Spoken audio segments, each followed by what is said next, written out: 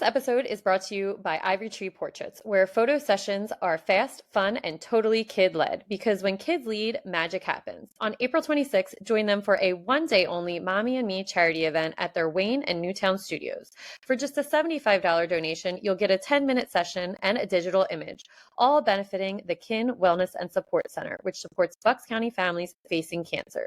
It's an easy way to give back, capture beautiful memories, and support a powerful cause.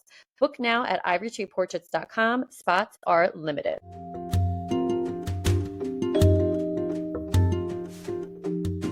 Welcome back to the Running Wine Mom podcast. I'm your host, Samantha Cieslinski, aka the Running Wine Mom. Today we are discussing a topic that affects so many families but doesn't always get the attention it deserves: sugar, childhood obesity, and how we can set our kids up for a lifetime of better health.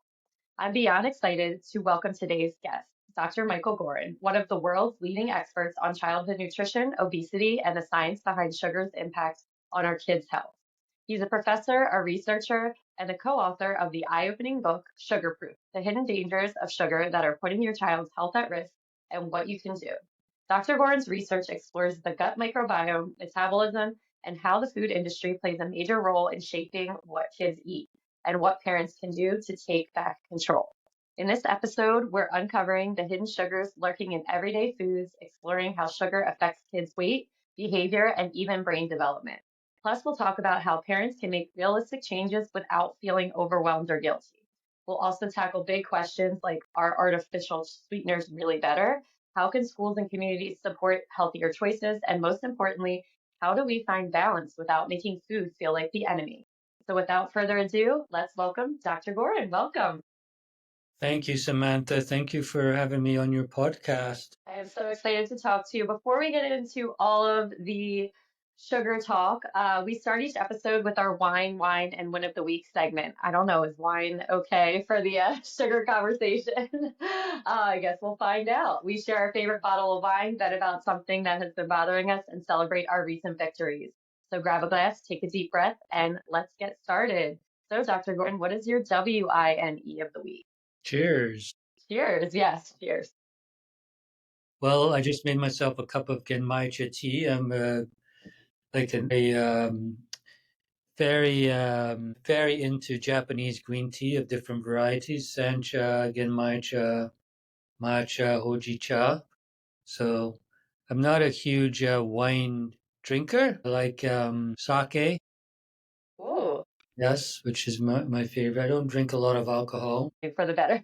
Yeah, I mean, not for any bad reason necessarily. It's not like I'm a recovering No, yeah. alcoholic or anything. I just realized it was not making my body feel good the next day. But I have discovered recently some great new, non-alcoholic beverages, like some of the new non-alcoholic beers I've been trying are really good.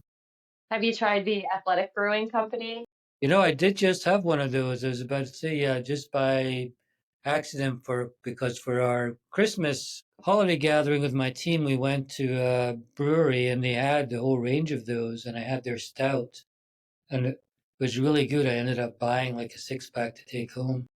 Yeah, their stuff is really good. Yeah, it was really good. Yeah. So what is your wine, WHINE of the week? I have a lot. I don't know how political we want to get, but Oh gosh. probably don't need to open that Pandora's box. I could whine about the weather, but we're very grateful for the rain today in Los Angeles, so I'm not going to whine about that. Yeah.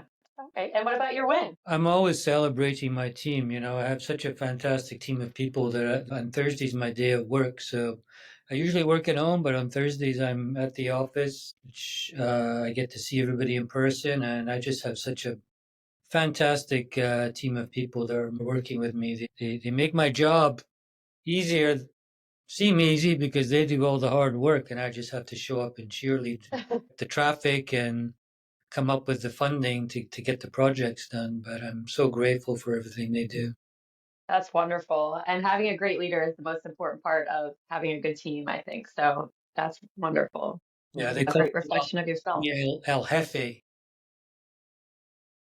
Well, that is definitely a compliment. You're clearly a great leader. That's amazing. I always like to ask my guests, what is one significant challenge you've successfully navigated to shape your journey to where you are today? Wow. Yeah. Well, I think I would maybe have two. Like, I mean, the funding challenges in this business is I've been doing it for 35 years. It's been feast or famine, and we've gone through long periods of not being funded and long periods of having a good amount of funding to get the work done, and keeping the funding and the studies afloat and the team afloat to get this research done consistently over 35 years. That's been a huge challenge. The book in itself was a challenge, many years in the making.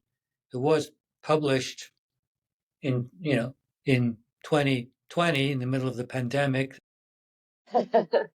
We had written it the year before, but it took a year to get it published. But just getting to that stage was the huge challenge. And then we had the challenge of the pandemic timing when it came out.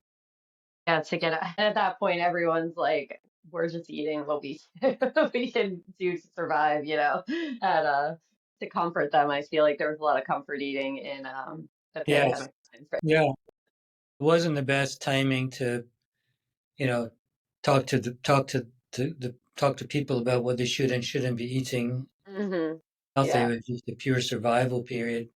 for sure. So the running wine mom, we talk a little fitness. What is your favorite way to stay active? I'm an avid tennis player. I do work out with a trainer once a week. I should probably do it more, but I get on the tennis courts as often as I can, which isn't enough. Twice a week, sometimes three. I look forward to days when it can be more than that. Yeah, I love the sport. I think it's a great physical challenge, mental challenge, and it's social challenge too. Yeah, in my classes, I teach high school health and phys ed as well. I have really leaned into the racket sports, tennis, badminton, and pickleball is all I've been really teaching this year, just because I feel like it's such a lifelong sport and I want the kids to find a joy for it. So when they're, 20, 30, 100, that they could be playing it. So, Yeah, so people who play racket sports have an average life expectancy of 10 additional years. wow, that's great to know. The pickleball players, just please leave some courts for I us. know, they're taking over. I was at one club the other day playing a match. They can get four pickleball courts on one tennis court and Yeah. keep them occupied. The number of, I think it's incredible how popular it's become, and just the ability to get people out on the courts is just phenomenal. Yeah. Well, yeah, my brother is in his 20s and he plays, and my parents are in their 60s and they play. So it's, it really is just such a great thing for people to be doing. And what do you think the relationship between mental health and physical health is? How do you feel like maintaining your fitness routine contributes to that? Well, for me, I think it contributes a lot. I mean, as soon as I hear that tennis ball being passed around, I feel like my body relaxes and my mind empties. And then once I'm on the court, I mean, everything just turns off. I'm just thinking about the tennis, really. So I think just for me, it's a space just to focus on one thing, and all the other worries just kind of melt away for a while. So now let's get into a little bit of parenthood. Can you tell us about your family? Of course, yeah. I mean, those you asked about wins and challenges. I have two girls. They're both in college, so we survived. I don't know where the 20 years went, but kids have come and gone, and that's just been just incredible to think about how fast that went. They're both now in college, and it's kind of me and my wife are entering this new phase, and kind of trying to like adjust to. Yeah. So the quiet, probably. It's quiet.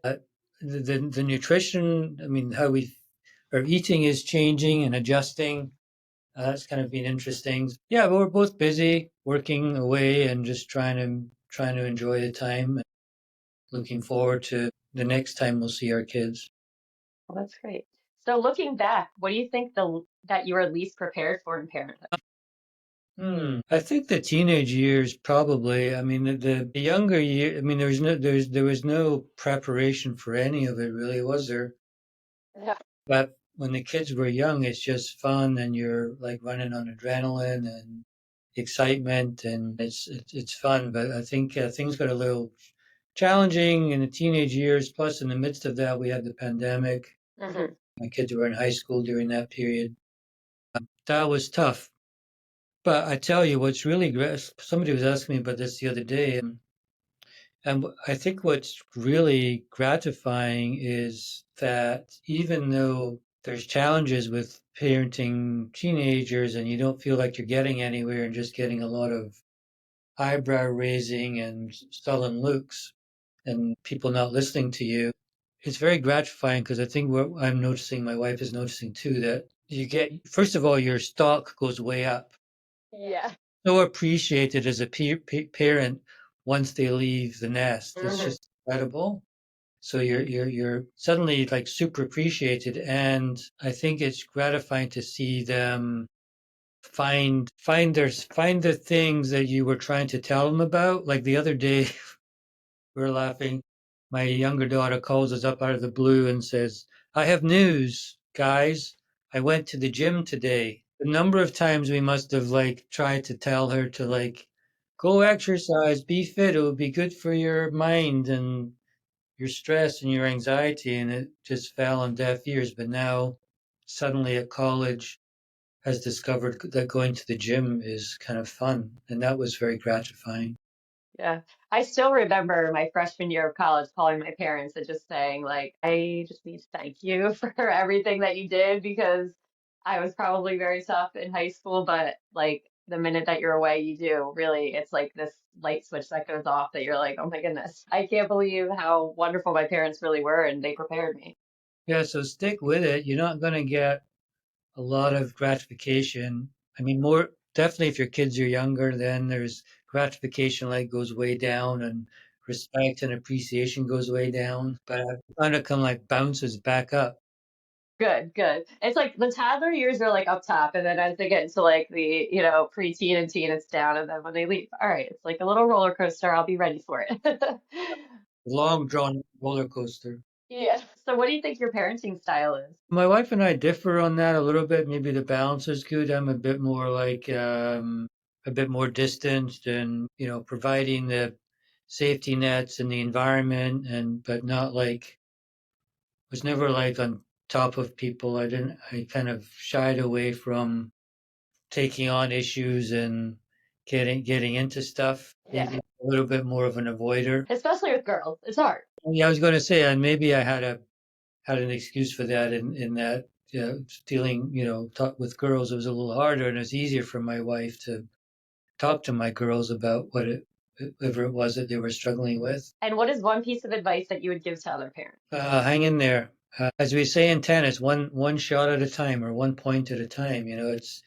It's it's a long process, and you might not win every point. Federer, one of the most successful tennis players in history, who won record numbers of championships, won 53% of his points. Wow. Wow. Um, I find that fascinating. That is You very don't have to win every point as a parent, right? But if you have the overall eye on your prize and the overall strategy, you'll be successful in the end if you believe in your vision. But you don't have to win every point. great advice. I love that. All right, let's transition right into the sugar. As a mom of, I have a 4-year-old and a 2.5-year-old, I am in the thick of Like, childhood. And like it's Valentine's Day, for example. I was just thinking today, my daughter comes home with a bag of candy and treats, and trying to manage all of it is very overwhelming from the day to day. But what really sparked your interest in childhood nutrition and led you to focus on the effects of sugar on children's health? it was really data driven. So, I've been doing this research for a long time and trying to understand the nutritional factors that impact health and wellness in the short term during childhood and as kids grow into adults. And, you know, there's not there's not one factor, it's not that simple, but from our research, a recurring factor and a recurring modifiable factor was diet and in particular sugar. And so that's what I started to dig into and finding more evidence and reasons why dietary sugar was something that was adversely affecting kids' health and something that we can do something about. And the one thing that when I was looking into all of the stuff that you do, one of the, I forget if it's on Instagram or YouTube, but you were saying how we are kind of evolutionary born with this love of or enjoyment of sugar, but it's more for like us to enjoy the breast milk. And then as time has progressed, it has turned into something totally different. Can you kind of maybe expand on that a little bit about how kind of dangerous that has become? Yeah, it's really it's a protective um, mechanism, the preference for sweetness that was evolved not just to like breast milk, but also to avoid food that might have spoiled, because we didn't have food preservation and fridges and freezers and all that. So we had to learn how to avoid spoiled foods. And it's really kind of backfiring in today's food environment. And I think it's pretty clear. I mean, I don't know if I could prove this in a court of law, but food companies know this and design foods to make sure kids will latch on to their products. And they make them sweeter because they know kids have a higher sweet preference. And then they get hooked or addicted, and the process continues. And so it's really backfiring in today's food environment where more than 70% of packaged foods have added sugars and are made to be sweet. Huge number. So can you explain the concept of being sugar proof and what motivated you to write this book? Yeah, well, I mean, it was really all the data, not just from our research, but from other people too, that was emerging, and this very clear story kind of came to mind. And the reality is, very few people actually read the research papers, and people that do are just reading them to justify their next study. And I thought that what we were doing was highly relevant and important information to translate to parents and families and kids and teachers. And so that's why I wanted to write the book. My book editor kind of drummed into me the idea of writing a book under the kind of mantra of news that you can use. Every sentence I wrote, she would say, well, how's this useful? What's the news I can use from this piece of information? So that was kind of the driving force. And Sugarproof came about because our philosophy is not like many people's philosophy, which is to say that you should not eat any sugar. I just don't think that's an achievable, sustainable goal. And I enjoy eating and I enjoy the pleasure of eating. So I don't want to give up all sweetness.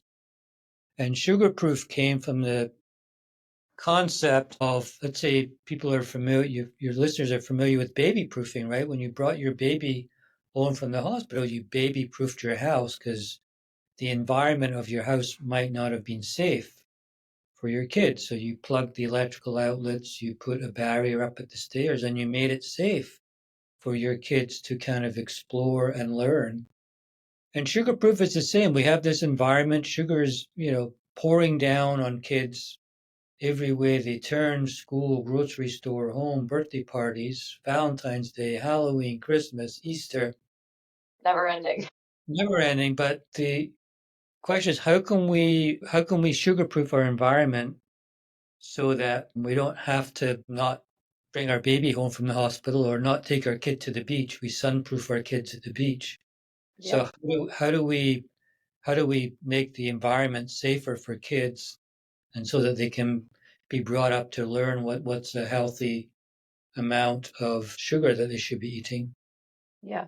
And so there is a lot of conflicting information about sugar. And, you're saying moderation is key, and others, they do argue that complete elimination is something that we need to have. What do you think the biggest myth about sugar is that you'd like to debunk to kind of give parents a little bit more comfort in, okay, my kid can have sugar sometimes, but we don't have to completely wipe out our cabinet after listening to this episode? Yeah, I mean, I think there's just a big danger of kids backfiring against that and kind of being like, if being having food be demonized. And really, I think sugar and food can be addictive. It is true there's an addictive element, but I think there's also a fact that we need food to survive, and it's hard to get away from. And there's also an important cultural aspect, especially for kids, but also for adults, in enjoying the pleasures that food can bring us, not just when we eat it, but just when we come together socially to eat it or celebrate, whether it's Valentine's Day or Easter. So I think the goal is not to cancel Easter or Valentine's Day or Halloween. It's figuring out how we can make it work for us so it doesn't derail our health. Yeah. So let's get a little bit deeper into the science of sugar and health consequences. So something that I'm completely fascinated by is the gut microbiome. I learned about that probably maybe like 7 to 10 years ago. I had never heard the word before it. And I think a lot of the listeners probably maybe haven't heard of it either. So could you first describe maybe what it is and how sugar consumption influences it and what implications it has on childhood obesity? Yeah, sure. So all of us have a health, a population of bacteria that lives in our body, predominantly in our gut, but also in our saliva and other parts of the body. And it's for the most part, these bacteria offer a healthy function to the body. They metabolize, so they live off of some of the food in our that comes into the gut and process it and eliminate it. But that gut microbiome um, can become repopulated in different ways. For example, if you take an antibiotic, it will kill off some of your gut bacteria and other harmful bacteria may grow. And food can affect the diversity of the gut microbiome also. And our research has shown that, just also as background, we also know that the diversity of individual people, everybody has a different makeup of their bacteria, but that composition is established in early life. So it's driven by early life experiences, such as breastfeeding versus formula feeding, and even to C-section born versus vaginally born children can start off with a different microbiome, which tends to neutralize and normalize over time, but then can be affected by the food that we eat. Yeah. That was going to actually be one of my questions about the that it's starting in birth because well I was a breech C-section baby and both of my children were C-section babies because my daughter was breech and my first was breech and I was just curious about the mic I've heard a lot of different research on if you do have a C-section the microbiome might not or the gut biome or microbiome might not be passed as easily as a vaginal birth Yeah, or it's passed definitely differently. it definitely affects the makeup of the gut microbiome at birth. But studies, including studies that we've done, show that kind of becomes equivalent. It normalizes. They become similar within the first year or two. But I mean, but other studies are doing interventions to, for example, to repopulate C-section microbiome using, for example, vaginal swabs. Um, that those types of studies are ongoing. But my read of the literature is that it does have an impact, but other things have a stronger impact that may be more sustained over time. Yeah. And the gut microbiome also does have a role in obesity. Can you explain how sugar would alter the gut bacteria and how it might contribute to weight gain? Yeah, the literature on that's pretty mixed. Certainly in adults, there's a pretty mixed literature on the links between gut microbiome and obesity. But there is some evidence in early life that alterations in the gut microbiome could modify growth patterns in early life. But it's not, I wouldn't say it's crystal clear finding. It's still pretty muddy waters. Yeah. And we also associate sugar consumption with weight gain as well. How does that, in addition to weight gain, how does it impact metabolism and increase the risk for conditions like diabetes, even in kids who aren't overweight? Yeah, I think the evidence is clearer actually for the metabolic impacts of different sugars on type 2 diabetes, fatty liver disease, dyslipidemia, heart disease. That's much clearer. There's a much clearer link there because of the way sugars are metabolized, especially higher amounts of both glucose and fructose sugars, which are the two most common sugars, which when they join together, when glucose joins together with fructose, that's regular table sugar. Both of those sugars are chemically quite similar, but they're handled in the body very differently, and the way they're handled can have impacts on future disease risk. So, what are some immediate and long-term health effects? We talked about diabetes, but that can be effects of excess sugar intake in children. Yeah, the most recognizable would be excess weight gain through childhood and into the teenage years. I mentioned type 2 diabetes, which it's increasing, but it's still not pretty, it's not that common in childhood, but it's becoming quite concerning. There may be pre-diabetes. Fatty liver disease is increasing even in children, which is the accumulation of fat in the liver, which renders the liver unable to do its job, which is a critical condition. That's due to excess sugar.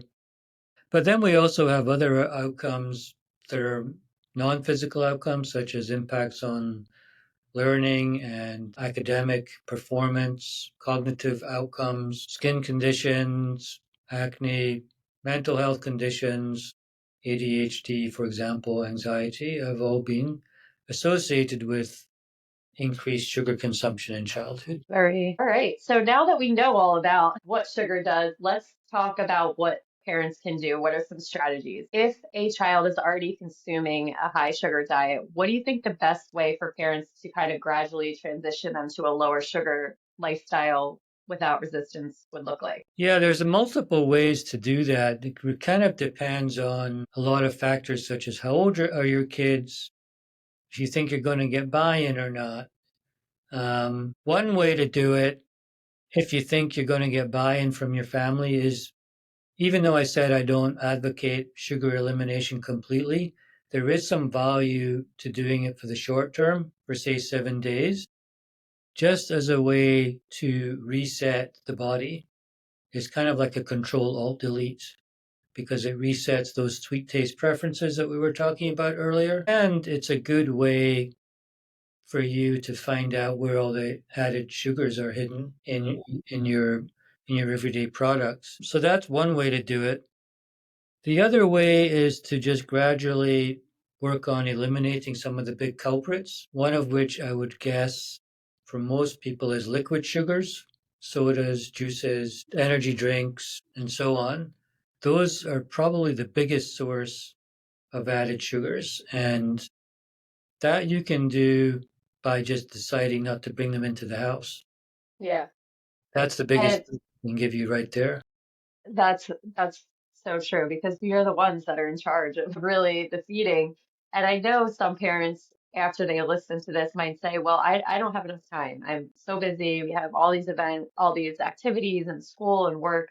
What advice would you, or what piece of advice would you give to them to kind of get them, help them get on track? Well, yeah, again, not bringing added sugars into the house is a good one. Probably save you money at the grocery store as Yeah. well. Um, your kids will get plenty of opportunities outside of the house to get those products. So I think it's to do with here to address this issue is what you're buying at the grocery store and bringing into the house, which is what you're spending time doing that anyway. So, and you're spending time cooking and preparing food. So just spend a little bit of extra time trying to make sure that next time you need a jar of peanut butter, buy one that doesn't have added sugars or ketchup or yogurt. There's even bread. All these packaged foods, 70% of all packaged foods have some type of added sugar, but that's what we call hidden sugar. That's not really necessary. There's plenty of alternative products that you can kind of gradually transition towards. Yeah. And that's just part of your everyday job Yeah. as a parent and buying food and bringing it into the house just right there. Yeah. And as we mentioned, sugar is tied to comfort, to celebration, to emotional reward a lot of times as well. How do you think that parents can help shift their kids' mindset about sugar to help them understand it's okay to have, but also don't make it feel like it's a punishment if they do have it? Yeah, there's all kinds of tricks and tips that we talk about for doing that in the book. Again, it depends on how old your kids are and the situation. For example, at Halloween, we talk about the switch witch. We can do something similar at Valentine's.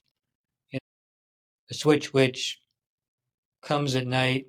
The kid can collect the candy because that's a lot of fun and everybody enjoys it. And we don't want to ruin everybody's fun.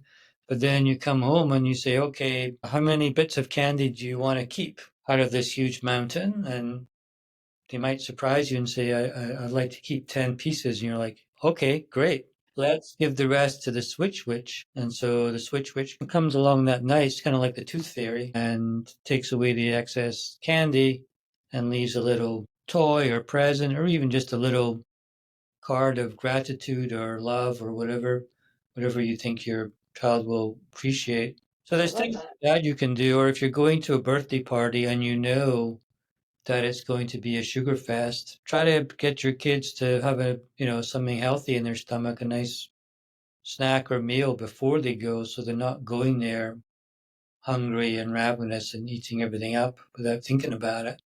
Yeah. Great advice. And in your book and on your website, you have the breakfast bonus guide, and that highlights that there's a lot of common sugar traps in morning meals. What I also saw, I think it was on your Instagram, the 5-minute meals, which I thought were for breakfast, which were really great.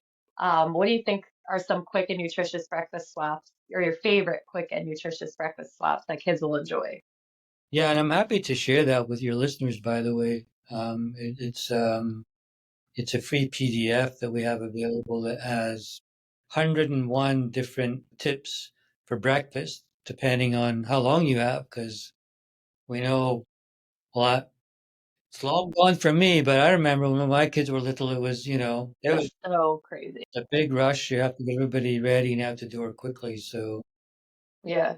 things have to happen quickly. So yeah, I mean, a lot of it is just kind of possibly just adapting what you're already doing. So, for example, if you're a toast person, like I sometimes are, I love a nice piece of toast in the morning, but I'm, making sure it's kind of a decent bread to begin with. It doesn't have added sugars, and I don't put jam on it. Maybe I'll just put the butter or smash a banana on there or an avocado or even some yogurt.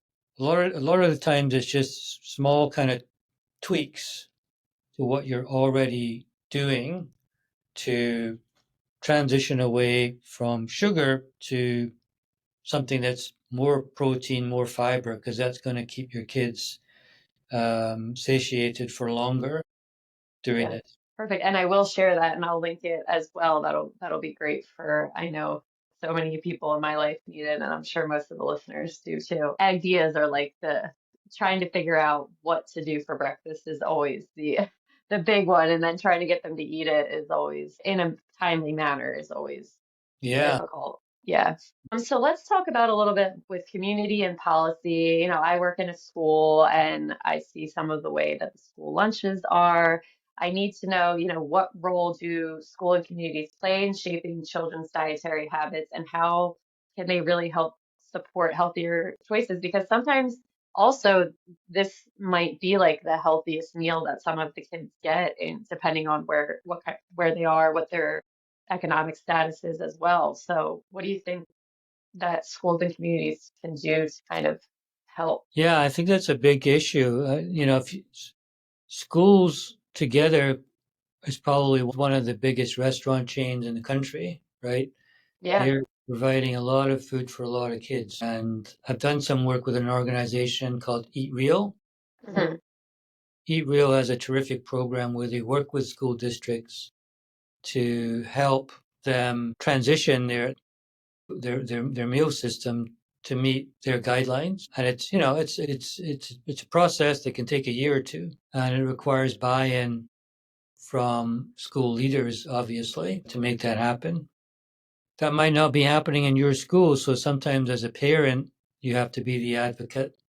And I've also done some work just with individual schools. I'm going to Austin in a few weeks because I was invited by a school there just to come talk to parents and school teachers on a one-on-one basis to help them modify what they do on a day-to-day basis. And it's not just what they serve in the cafeteria, it's also what the coaches are giving for snacks during football practice, or what Right. teachers are giving as rewards to students in class, or how often you can bring cupcakes into class to celebrate a birthday. Again, not to shut down and cancel sugar. That's not the Right. goal. The goal is to make the school environment a healthier environment where kids can really thrive, because the evidence does show that the high sugar food environment is not helping them thrive. So we want to try and modify it in subtle ways that can make it a healthier environment, helping them do their best. Yeah. And as you mentioned, with the sports and activities, a lot of kids are given high sugar sports drinks and snacks. Are they necessary, or are there better ways to fuel young athletes? I think there absolutely is. I like to use the example of Emma Raducanu. I remember when she won the US Open a couple of years ago as a teenager. She wasn't drinking energy drinks. She was sipping water and munching on bananas. So if you look at what the athletes are doing, very few of athletes, including teenage athletes, are guzzling down energy drinks.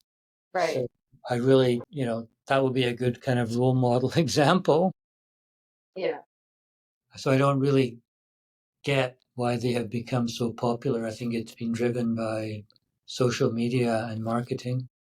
Yeah, I think the marketing, I mean, when you think of Gatorade, you think of an athlete on a court and, or a field, and it's not necessary if you're going out for, a 20-minute jog or, even a 30-minute practice. I think that's where kids see that these athletes on the TV, even though they're not really like the professional athletes in a game are doing it. And that's kind of where it's gotten Yeah, the its problem is these maybe. energy drinks are, some of them are very high in caffeine, which kids should not be consuming. Very high in fructose, which is metabolically very problematic, especially for children. So I think there's some issues there. I mean, I can play tennis for over 2 hours just on water. Yeah, yeah. And another thing that I wanted to touch on is that sometimes parents swap out sugar for artificial sweeteners, thinking it's a healthier choice. What are your thoughts on sugar substitutions? Not a good idea. I think we're introducing a whole other set of problems, and I do not give natural sweeteners like stevia or monk fruit a free pass. I think they're all kind of come under the same classification, whether they're artificial or natural. It doesn't really matter. Once they're inside the body, your body doesn't know the difference between Yeah. natural or artificial. And I don't think we know enough about their long-term effects in children. I don't think they taste particularly good. No, I haven't had any in a long time, like years, but I remember I'm like, it doesn't even taste like sugar. So why would we ruin the taste of food that we're supposed to be enjoying, Yeah. when also those compounds also do have effects in the body? They're not inert compounds. They're active in the body in different ways. One of which is they actually do not slow down the consumption of. Hmm. Studies have shown that children or adults who habitually consume sweeteners, at the time they're consuming it, it's less calories. Sure, if you drink a diet soda, you've just consumed 50 grams less of sugar for that 20 minutes or whatever. But studies have shown that over the course of a day or a week, even if you are habitually consuming diet soda, you end up consuming more sugar or more calories throughout the day. Interesting. So, what policy changes or public health initiatives do you think could make a significant impact on reducing childhood sugar consumption? Great question, and we're going to see what happens now that we have a new HHS secretary who is supporting food policy changes along those lines. What would I like to see? One thing we're working on is infant formula and early feeding, because I think we kind of have overlooked that a little bit recently. Infant formula is necessary, but I don't think we should be putting corn syrup in infant formula. Right. But 50% of infant formula is made with corn syrup, not lactose, which is the only source of energy sugar in mother's milk. I don't think we should be using SNAP dollars to purchase sodas. That's a huge amount of money every year that supports the food and beverage industry and promotes type 2 diabetes, and healthcare costs get driven up. Mm-hmm. I think we need to address that. I think we do need to have better school meal standards that should be serving actual food. Yeah.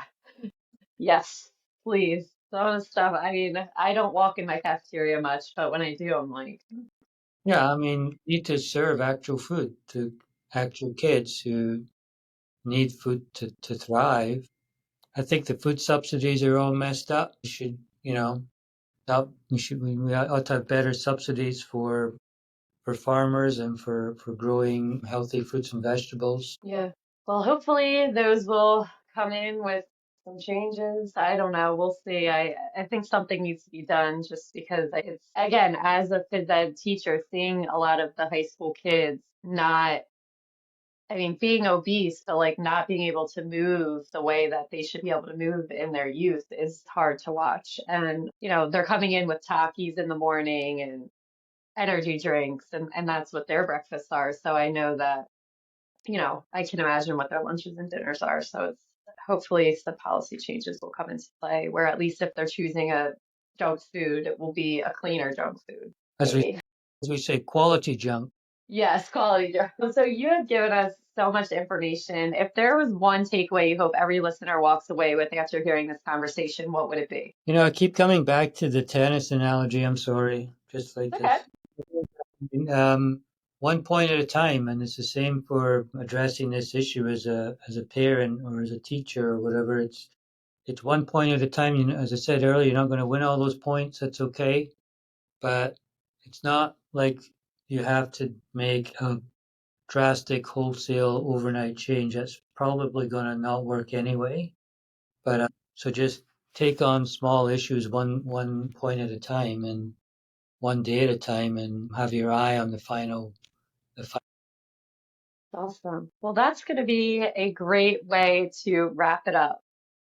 This will bring us to the end of another episode of The Running Wine Mom. What an eye-opening conversation. I don't know about you, but I'm walking away with a whole new perspective on sugar, the gut microbiome, and how small changes can make a huge impact on our kids' health. Dr. Goran, thank you so much for sharing your knowledge and giving us steps we can actually use in our day-to-day lives. Thank you so much for that. My pleasure. Really, thanks for getting the message out there and doing Yes. everything that you're doing. Yes, thank you. And of course, if you want to learn more, be sure to check out Sugarproof and visit Dr. Goran's website, www.drmichaelgoran.com and sugarproofkids.com for more resources, research, and tips on reducing sugar in your family's diet. And I will link all of that.